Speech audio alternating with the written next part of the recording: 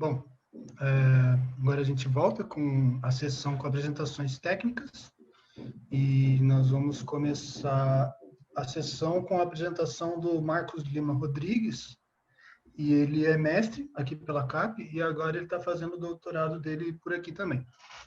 Marcos, pode começar a sua apresentação, por favor. Tá ok, Giovanni, estou compartilhando a minha tela aqui. Tá dando para ver direitinho aí? Sim, sim. Tá ok. Então, primeiramente, boa tarde a todos, né? Muito obrigado pela oportunidade de estar podendo compartilhar com vocês um pouquinho do nosso trabalho.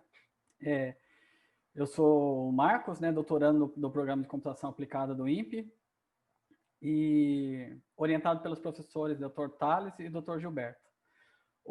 Esse trabalho ele foi realizado no escopo, na preparação da minha defesa de proposta de tese, né? E o trabalho é intitulado Deep Learning, Funções REST para Content-Based Image Retrieval de Imagens de Sensoramento Remoto.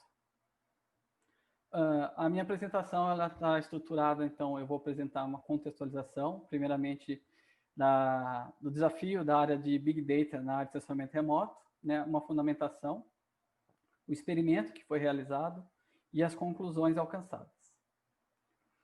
Esse mapa ele é bem interessante porque ele mostra a distribuição das missões de observação da Terra por nações.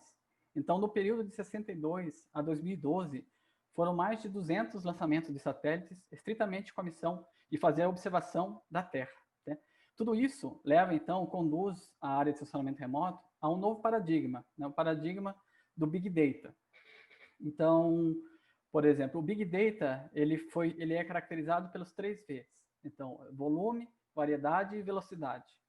Relacionado à área de sensoramento remoto, né, o volume ele tem a ver com a quantidade de dados gerados. Então, em 2015, segundo autores, né, o total global de dados gerados já superou 1 exabyte.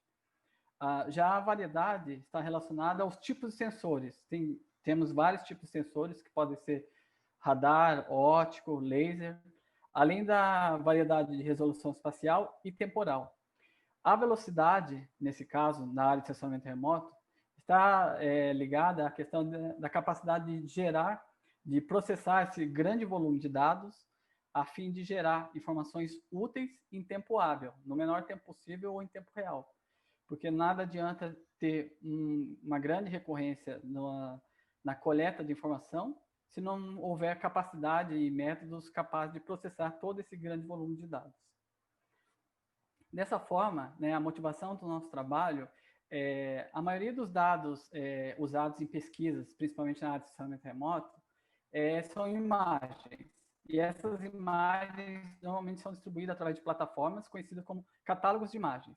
Esses catálogos, isso não é exclusividade do catálogo do INPE, mas assim como também o catálogo dos dados da ESA e também da USGS Explorer, nos Estados Unidos, eles distribuem essas imagens basicamente com base em informações de metadados gerais. O que são os metadados gerais?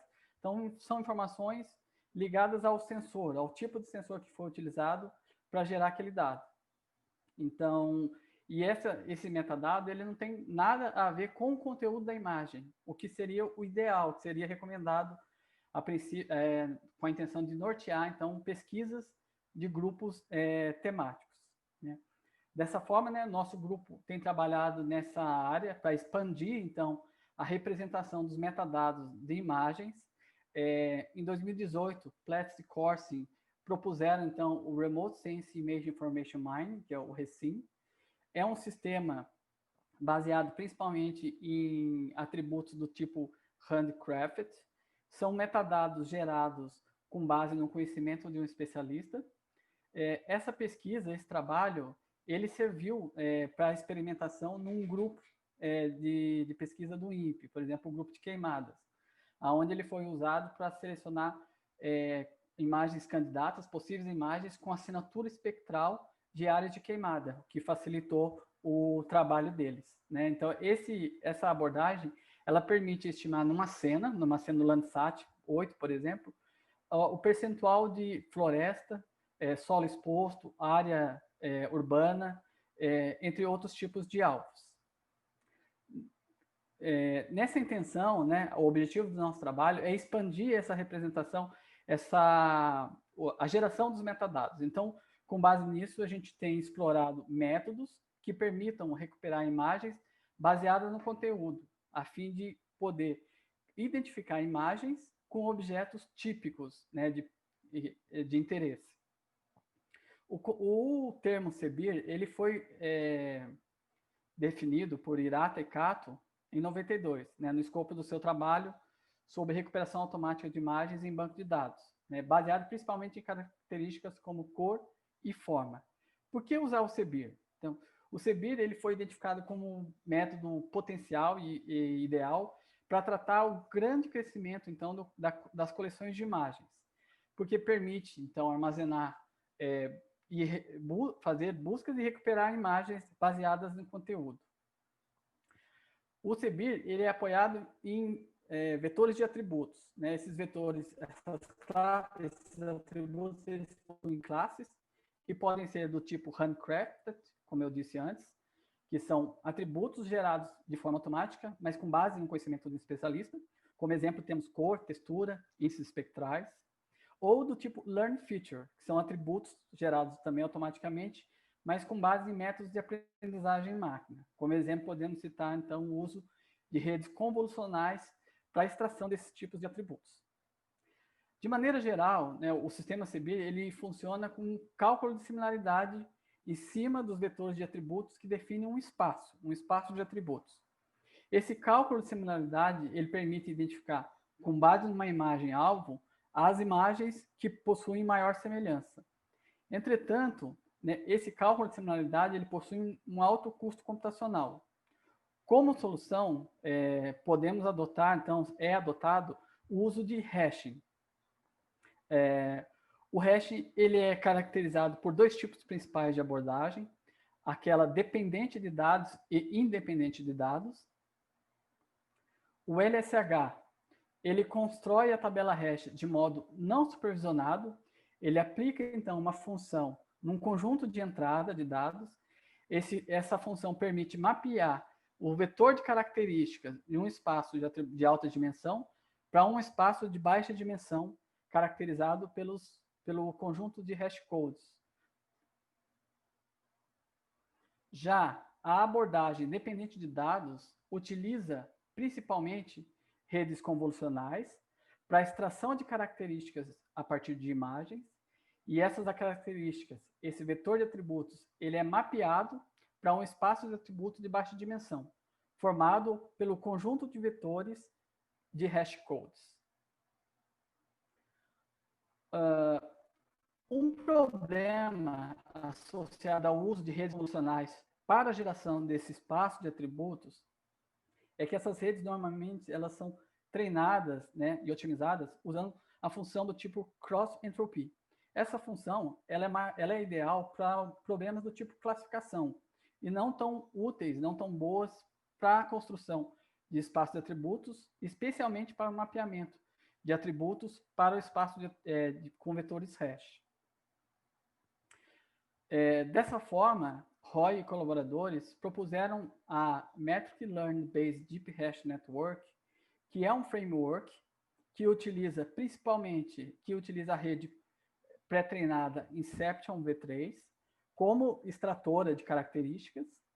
Essa característica é repassada, então, para a rede Milan, que é definida como 3 camadas do tipo totalmente conectadas, e a última camada da rede Milan, ela define, então, o vetor de atributo de hashcodes.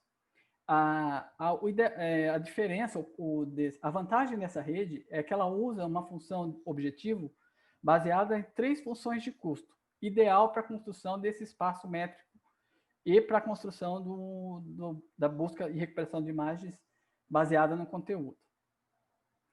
Com essa abordagem, então, nós realizamos um experimento de maneira a viabilizar o uso dessa rede para recuperação de imagens de sensoriamento remoto. A gente utilizou o The University of California Merced Land Use, que são imagens aéreas ortoretificadas, que possuem 21 classes do tipo de uso de solo, São 100 imagens, né, por cada tipo de classe e das bandas RGB. Mas, além disso, né, de forma experimental, a gente incluiu um conjunto de amostras de imagem extraídas a partir do cálculo do índice de vegetação NDVI, utilizando imagens do Landsat.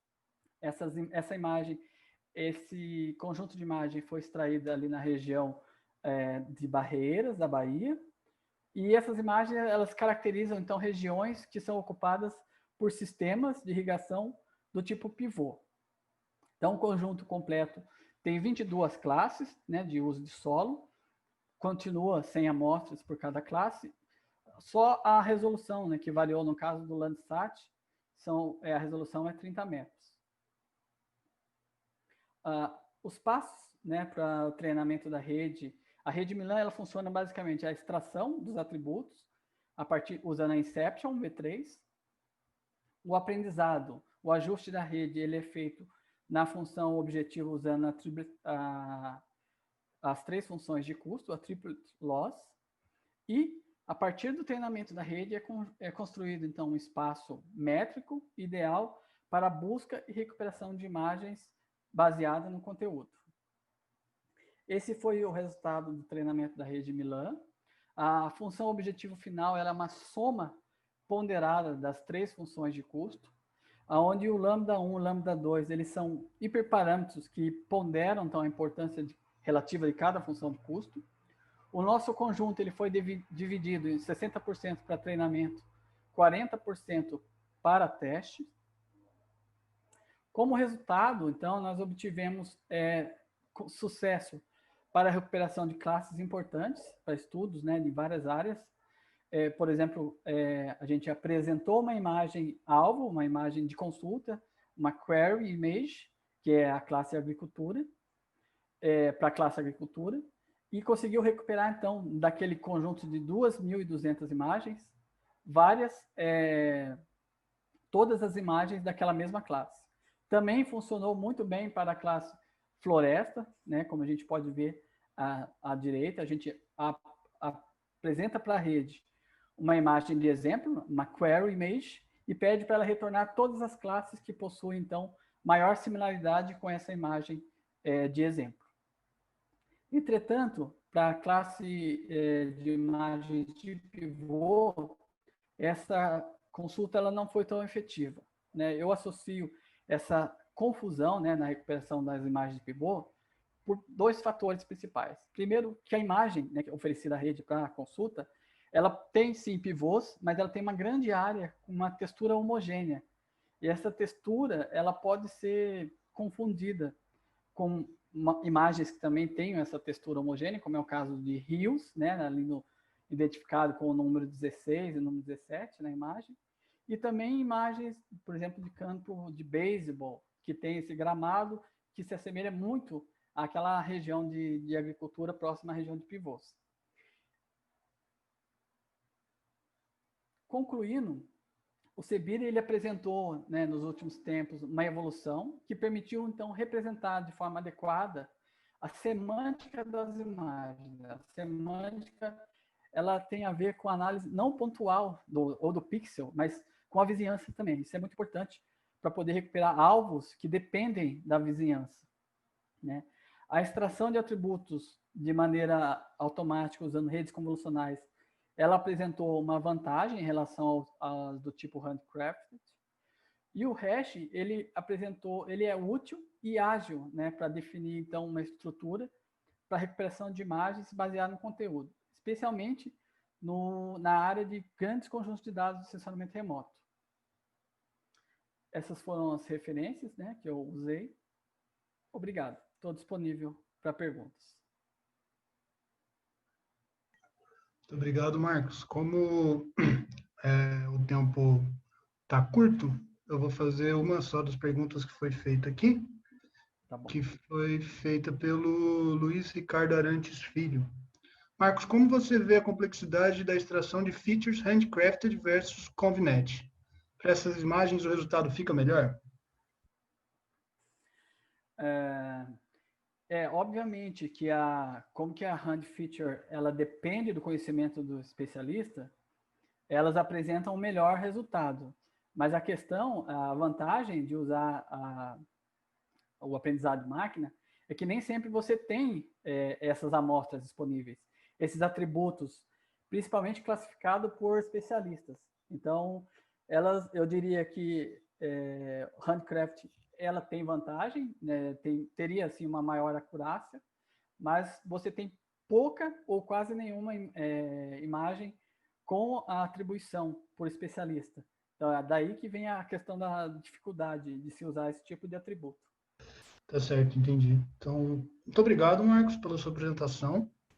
Apresentação muito boa.